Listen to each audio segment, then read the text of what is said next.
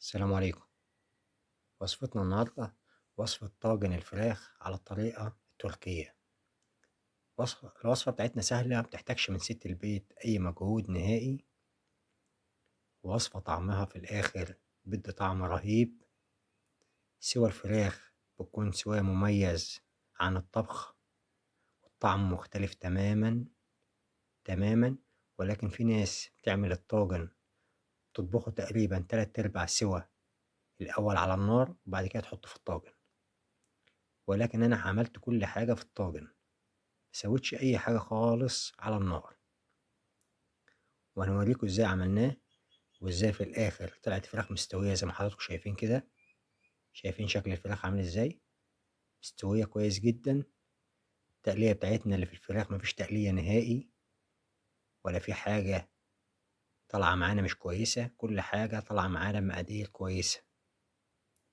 أهم حاجة زي ما انتم شايفين الفراخ نقعناها في منقوع النقع بتاعنا، اللي هو بصل قطعناها في مية وخل وليمون ورقتين لورا وحبيتين قرنفل، وسيبناها ساعة. وبعد كده شطفناها كويس وحطيناها في مصفى صفيناها، قعدناها تقريبا حوالي نص ساعة بحيث تطلع معانا زي ما انتم حضراتكم شايفين كده نضيفة كويس جدا ومش فيها أي زفارة.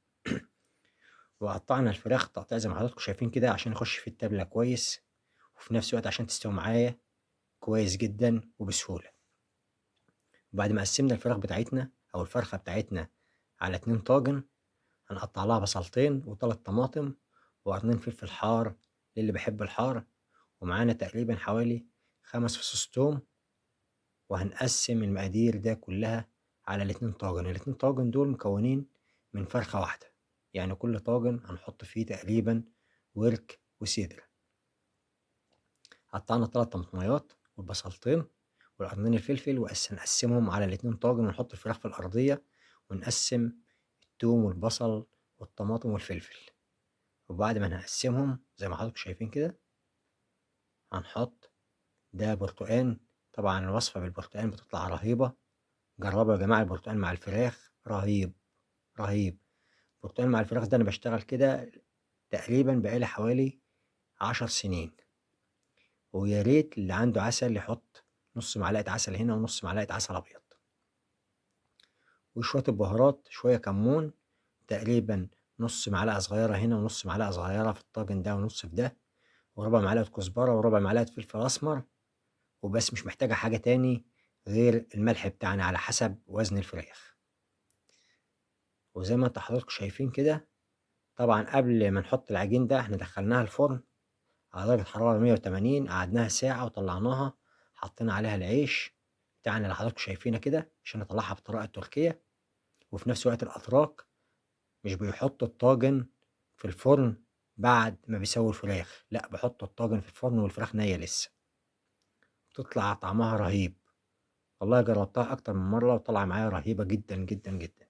السوا بيطلع كويس جدا، والتقلية بتاعتها بتطلع خفيفة مبتطلعش تقيلة زي ما حضراتكم بتشوفوا الناس بتعمل التقلية وتحطها على النار والتقلية تتسبك، وما تتسبك تتقل معايا أكتر، وفي الآخر صدرنا يتعبنا وما نقدرش ناخد النفس وعندنا حموضة.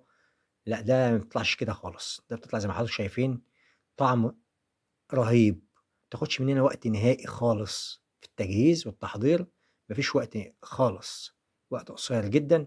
لأن احنا كل اللي بنعمله بنغسل الفراخ بتاعتنا وبعد كده بنقسمها على ال2 طاجن، وبعد ما نقسم الفراخ بتاعتنا بنحط الخضار اللي حضراتكم شفتوه الطماطم والفلفل والبصل، وبعد كده بنحط شوية الخضار. واللي عنده برتقان بيحط برتقان ونص معلقة عسل هنا ونص معلقة عسل هنا. والله وصفة بسيطة جدًا، كل ست بيت تقدر تعمل الغدا بتاعها في 10 دقايق بالضبط. موضوع سهل خالص وبسيط خالص، ولو جربتوه كل يوم هتحبوا تجربوه، لأنها سهلة وفي نفس الوقت بيطلع طعمها رهيب. يا ريت متنسوش لايك وشير للفيديو وعشان يوصلكوا كل جديد. الطاجن ده يا جماعة بسم الله ما شاء الله، بسم الله ما شاء الله، يعني يخلّي اللي ما بياكلش ياكل، يعني بصراحة حاجة تفتح النفس. جربوا وقولوا لي رأيكم، حاجة عظمة وهتعجبكم جدًا.